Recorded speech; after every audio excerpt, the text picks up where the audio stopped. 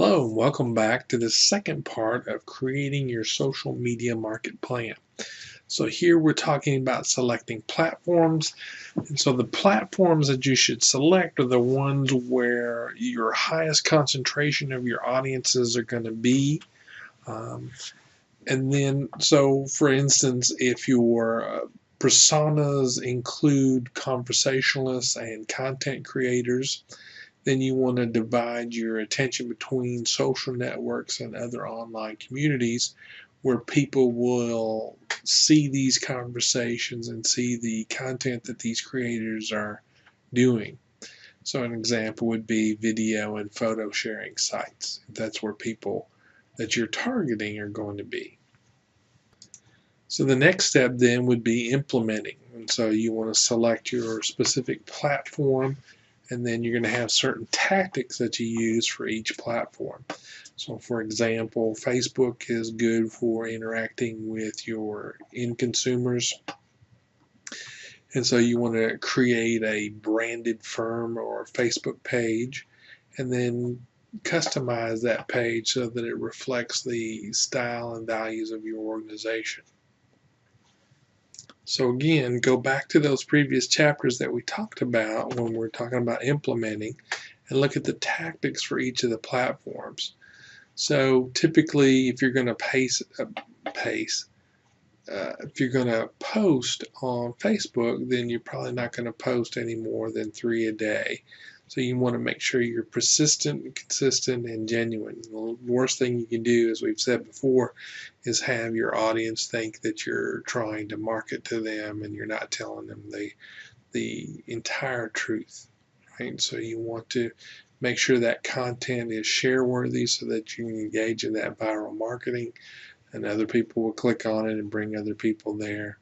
And so again, remember that Facebook is about those personal connections, and you need to have some kind of personality that shows through when you're posting there. So we'll go on to the next slide, which then shows some tactics that were customized for our example that we're using throughout this chapter. So here we have Facebook. It talks a little bit about Facebook when you're putting that in your report. And then we've got these tactics they're going to use. So again, you would want to have that all written up in your report and after all your analysis. Now, if you're going to use Twitter, I believe Twitter is now going to go to 280 characters, so there'll be even more to put in. It'll be interesting to see how that actually turns out. Will people embrace the 280? Will it generate a different audience that will now start using Twitter? And so those are things that you would need to consider and stay on top of. So if you're going to use Twitter, you want to make sure that you have a good profile page and that it represents the color and background that you want to portray for your organization. So then in our report, if we're going to use Twitter as well, then here are some tactics for that. So, respond to questions and comments promptly. What do we mean by promptly? Within a day, within a half a day, so on. How often are you going to be putting out tweets and hashtags, so on. So all that needs to be specified so the reader knows exactly what's going to be done. If you're going to use LinkedIn as part of your strategy, then you want to create a company page, and on that page you might want to showcase different job openings, different positions, and things that will raise awareness of the brand. Your employees should try and have all of their profiles and keywords that are out there for your firm's website, and they want to have links to the other platforms, including Facebook, Twitter, and blogs, and any of the third-party articles. Right? If you're going to create groups within the LinkedIn area, then you want to make sure those groups have descriptive names. So an example then of how this would work in our report would be here we're going to use LinkedIn, and then following actions will be used.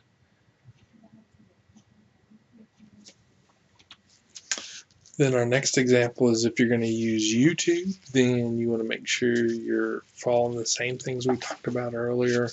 That is, you want to create authentic videos with real people in actual locations. So you want to be as genuine as possible. You want to have links to videos on other social media platforms. Have some positive comments on the videos that relate to your industry. And then choose keywords so they can actually come up in the search engines. You want to tag the videos so they rank higher in the YouTube search, but also in other searches as well. And then you may want to also think about emailing the video links to your consumers. And that way, if you're using some form of Google Analytics, you can check and see when they clicked on them, and then how much of the video they're watching if you put in the right codes and everything. So here's the example that goes in the report for YouTube, and then what our tactics going to be. You may also want to use Instagram, and so if you're going to use Instagram, make sure you're using appropriate pictures. Some nice things to do with Instagram is show what's going on behind the scenes. Make sure those pictures are interesting and informative. You then want to try and do some photo sharing, maybe on your Instagram page for your organization. And then also ask your customers to share photos of the business or your product or service or whatever you're doing that might show distinctive aspects about it.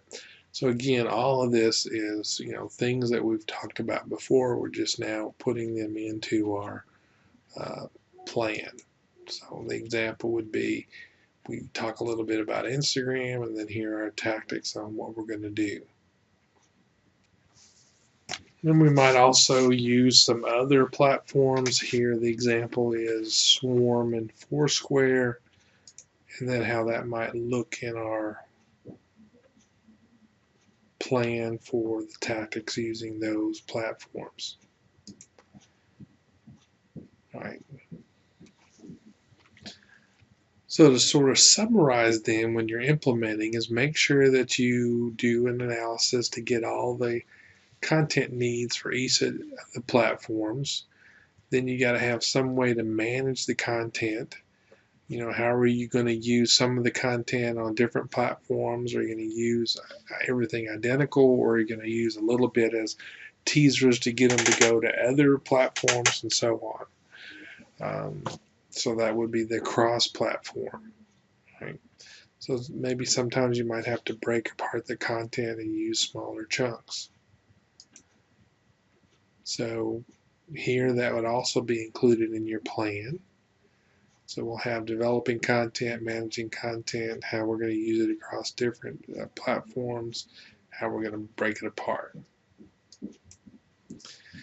And then as we're implementing, we would need to think about, okay, how big is our team going to need to be? So are we going to have a different person for each platform, or a couple of people are going to manage a couple of different platforms together, and so on? It just kind of depends on the size of your organization. But you got to be able to assign those roles and responsibilities to the different platforms. And if you're a small company, you may just be doing it all yourself. All right.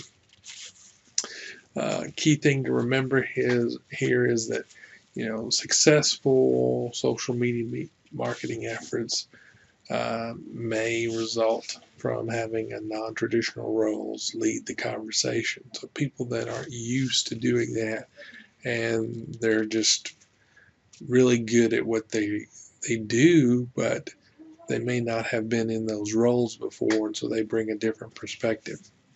Right, so examples might be, at Home Depot, they have their associates respond to questions on Twitter. Ford has their mechanics tweet about their automobiles. Starbucks has its baristas lead the conversation. So you can see how these non-traditional roles are leading that conversation. All right, if they're going to do that, though, you need to make sure they get the proper skills and training.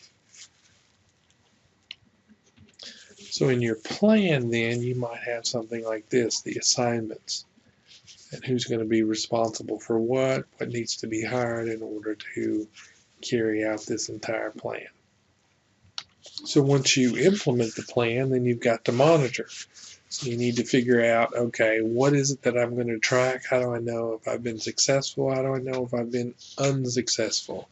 So again, it goes back to those tracking. When we do the tracking, we want to select those platforms with the greatest concentration of our target audiences.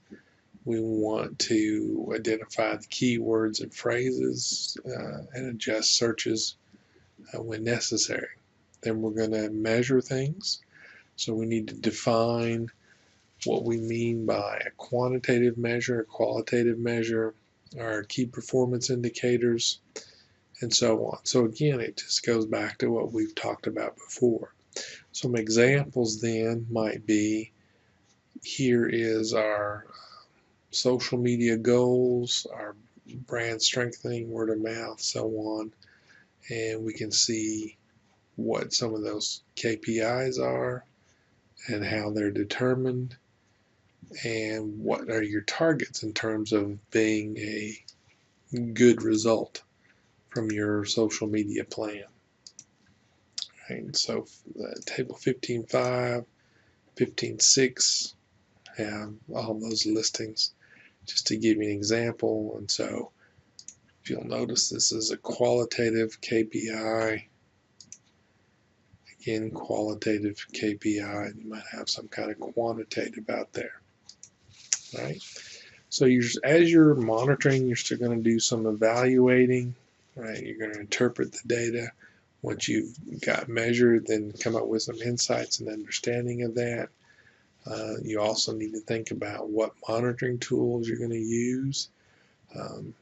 You might be looking at Google Alerts, social mention. We've mentioned that previously. You might also go out there and buy some third-party services that'll help you monitor your plan. So then as you're monitoring, you're going to do some tuning, right? So that's always a constant and continuous process. You'll be improving, hopefully, your social media plan to maximize the chances of success. And some things that you'll be looking at as you're monitoring is, what are your competitors doing? And is there a new social media platform that's come out that would be best suited for your current marketing plan? What are your competitors doing? What do you need to do in response to that? So along with everything, you're going to have some kind of budget. Is how much is this going to cost? And so larger corporations have bigger budget items for this, and so some examples might range from anywhere from $66,000 to $1.3 million on a social media marketing plan.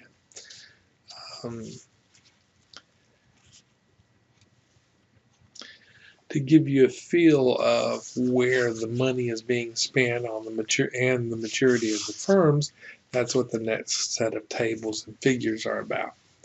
So you may want to use those as you're developing your own. If you'll notice here, we got the maturity drives the average budget, so you can see if where you're at in terms of your organizational maturity, either novice, intermediate, or advanced.